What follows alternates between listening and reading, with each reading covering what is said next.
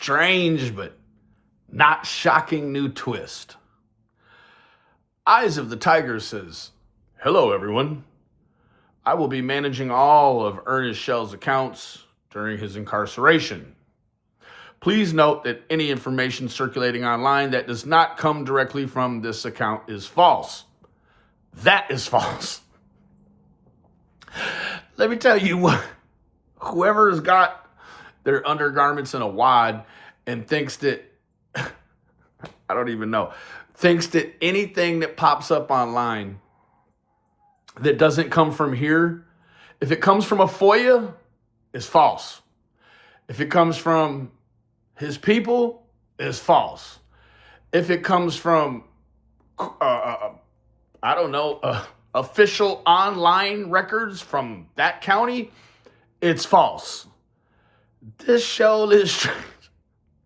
At this time, we can confirm that he is facing 2.5 years on each of his charges. Which is interesting because, well, if you let Lisa Kay tell it, she claims she attended the Zoom hearing yesterday and that they offered him 1 year for the whole kit and caboodle. I don't know if it's true or false. All I can do is bring you some news you can use. You hear me? So, a plea deal has been offered, and I have discussed the matter with him, his attorney, and other relevant parties. No one outside of this official account has access to this information. That's a lie. Now, let me step back. No one has information maybe to the inner goings-on, the intestines of it, the guts of it, if you will. However, as soon as anything hits the line, it's public knowledge. Now, walking it back just a little bit, I find it very strange how this Clout-based Eyes of the Tiger program here is trying to convince you that if you did not hear it from them, that it's fake or false. I don't think any of us even really care. It's just low-hanging fruit. It's fodder. It's the next line of tomfoolery in a long line of buffoonery, right? There is plenty of things to talk about on the internet without having to obsess over Ernie Shell's obsession with the internet. Now, we will continue to provide updates as new information becomes available. Thank you for understanding. Now,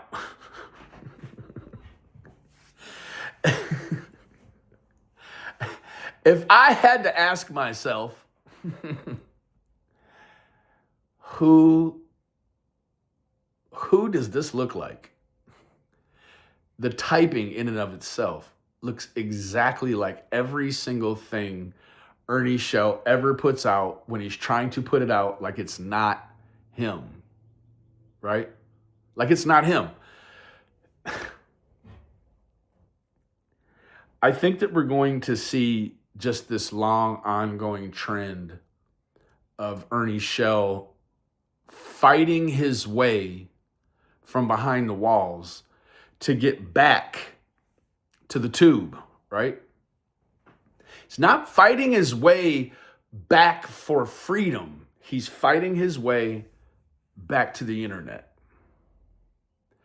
And to me, that is such a sad testimony, right?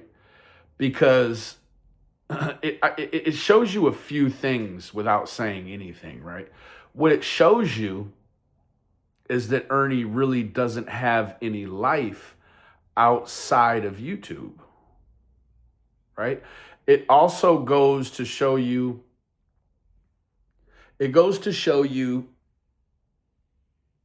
the very addiction that YouTube has become for him, right? Now, we've all heard the candid moments of Ernie Shell in these jailhouse calls, right? We've heard them. When he gets on the other side of it, he's going to always tell you, well, I just did that because I knew they were listening. I think that that's probably the saddest testimony of all, is that Ernie lacks any capability of being honest. Now, I had been speaking with his sisters, or a sister, and I asked her, it started off kind of heated, and I can tell you this, right? I asked her a very specific question about MAGA. I think that it's a question that a lot of us have asked in chats, maybe asked out loud, maybe just asked ourselves, right? Is X, Y, or Z a possibility? And I can tell you, if you ask one of his people, that it definitely is a thing. If you know, you know. If you don't, you don't. But I think that probably a number of people know exactly what I'm referring to. And we've seen the long string of the non-disclosure, right? And it seems as if maybe the list lengthens, if you will. So I think that the issue with it probably dips into some psychology quite naturally, right? And some of this psychology, it tells you that there's a complete and utter identity crisis going on, right? The identity crisis, to me, and I am not a psychiatrist, a psychologist, a mental health therapist. I'm none of those things. But you can identify different traits and be able to sort of label them without being a mental health professional, right? You can definitely see that his online stuff, right? His online stuff definitely is in the struggle to be alpha male, right? Completely alpha male. His offline, a portion, so his offline is split, I think, into two halves. One half is the Ernie Shell that probably tries to most mimic his online persona, right? Then you have this other shade of Ernie that is gets involved in things like what we saw in Massachusetts in Markey's basement, right? I'll say that. We'll keep this PG. You see that shade of Ernie, right? Now, that's the first time we've really ever saw that we knew that was a shade, right? There's been a lot of things said over the years, and I think that it was pretty clear for a lot of us that there was a definite and crazy overcompensation happening for Ernie. And that this compensation is really driven. It's driven by the repressed homosexuality, in my opinion, right? I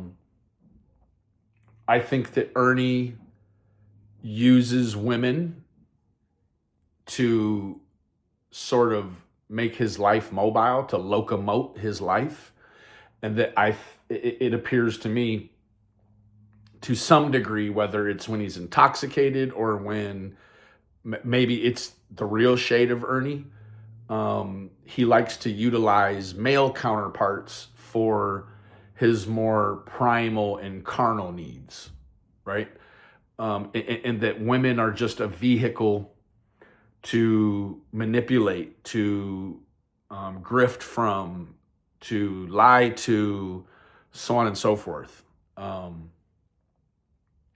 I think that there's really there's a lot going on upstairs, but I'm not convinced at all that Ernie has no that he doesn't know the coastal point, right? Like Ernie doesn't get off in these situations and has no control over them. They may start with little or no control. They may end with little or no control. But at some point, he finds his bearings and that he is, he's cognizant during them, right? So I think that Ernie, I think it's going to be a long road for Ernie. I wish him the best. I truly do. But at some point, you have to be capable of being honest with yourself.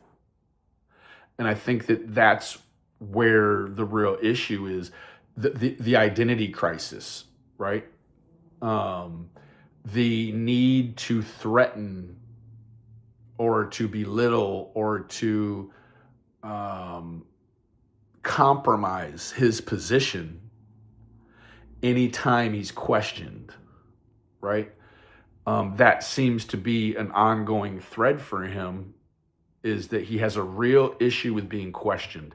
A real issue with being questioned about things when it's apparent, it is crystal clear that he's not being honest, right? And I think that that's another part of it, is that historically, Ernie is a terrible liar. Now, I know we've all heard him say he's a liar for hire. I'm assuming, trust but verify, I'm assuming that if you are going to spend money on a liar, you would want to buy the best, you would want to purchase the best money could buy, right? So, I don't know. I think that Ernie has a long trek back home.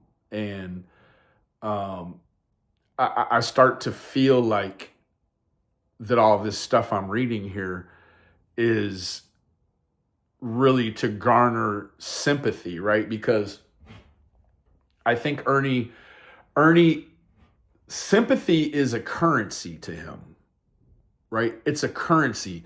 It's also a vehicle that leads him in his mind to the next layer of manipulation in order to get money, right? Like, bro, get a job, okay? YouTube is not a job. YouTube is supposed to be fun, interesting, entertaining. If you're monetized, it's supposed to be passive income. This is not a place that you come and think that you're going to milk it right now in real time, and then we'll just worry about the 401k when we get there. It's the Marcus Aurelius, right? We'll cross that bridge when we get to it, right? No. So, I think that if one were to pray for Ernie, you would probably, quite naturally, you'd pray for the whole gamut, the wide array, the laundry list, right? But I think that I would want to pray for Ernie to get sober. I'll pray for his safety, sobriety, and I would pray that God would relieve him of his obsession of YouTube. That's what I would truly hope for him. So, anyway, moving forward, I'm not completely convinced this isn't Kevin, right? Or someone, right? But it's definitely the birthplace of the next round of Clout, right? Because for whatever reason, I think that Ernie uses the idea that people are, still, it's still a whole marketplace of Ernieisms that are being conducted while and we saw this when he was in South Carolina, or in Kentucky, rather. We saw that while he was there, it was always YouTube, YouTube, YouTube. And, did he tell Renee Marie at some point that he actually wasn't in Desert Storm, and that he actually wasn't in Siberia, and that he actually didn't have a body count? Well, we know he has a body count. But, at some point, did he tell her these things? Maybe. Not anywhere we heard, right? So I would definitely pray for Ernie Shell to be relieved of the obsession of wanting to be the center. And that's another part of, that's another issue, is that I think that it's almost like a familial hierarchy, right? Like the oldest child gets a brand of parenting. Once you get through the middle and down to the youngest, the parenting, it has the propensity to change, right? And so I think with Ernie was like, if Ernie were a dog, Ernie would be like a one owner dog. Ernie couldn't live in a house with other dogs or cats, right?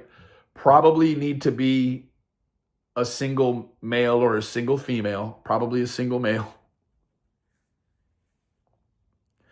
And that there could be no competition, right? Ernie does not actually thrive when there's valid competition, right? When he's competing against women, he feels superior. But I think there's a long-standing history that shows that anytime he faces a male counterpart in terms of competitiveness, he'll cheat to make himself feel like he won. And, I think the only thing that we've seen Ernie do, actually, is we've seen him win the Buff McBagswell race, right? Somebody brought up the caboose, and, for what it's worth, ha, ha, ha, ha. But, and maybe the Minneapolis run, right? And I almost feel like a little bit of that Minneapolis run he was shamed into doing it, because we were told that the police were going to be with him. He was going to have knee pads, all the things, a poke-proof shirt, and then he gets poked by some cardboard all the way through, right? So there is a long-standing history. So anyways, that's my take. And I'm not even going to waste time with putting the post in here. I can tell you that I'm reading it right now, and it's from a channel called Eyes of the Tiger. And it's adding Don't Blame Katie, Constance Sue, Lisa K, The Real Mama T, and his own channel, right? Bro, grow up. Anyways, always remember the absence of evidence is not the evidence of absence. And it appears that whoever Eyes of the Tiger is wants you to believe the things you will see coming from FOIAs and court paperwork and websites is not actually real. So when you start off with this sort of facade, you're already telling the people what you're going to see and what you're going to hear. If it didn't come from YouTube, it's not real. Anyways, I love all y'all individually. Remember, the absence of evidence is not the evidence of absence.